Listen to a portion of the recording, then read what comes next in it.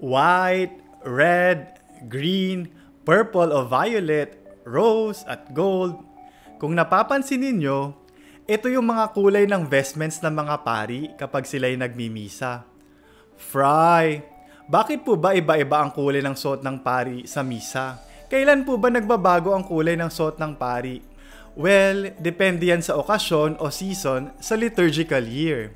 Ginagamit ang white kapag Christmas at Easter, pati na rin sa pista ng mahal na ina, mga anghel at mga santo na hindi martir.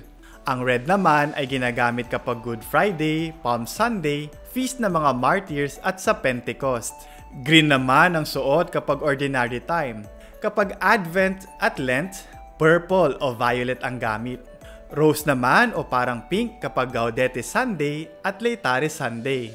At ang gold na pwedeng pamalit sa white o yellow ay ginagamit kapag Christmas at Easter.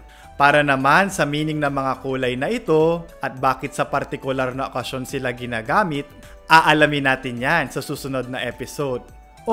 Mag-comment na kayo kung anong kulay ng vestment ng pari ninyo ngayon at kung anong selebrasyon meron tayo.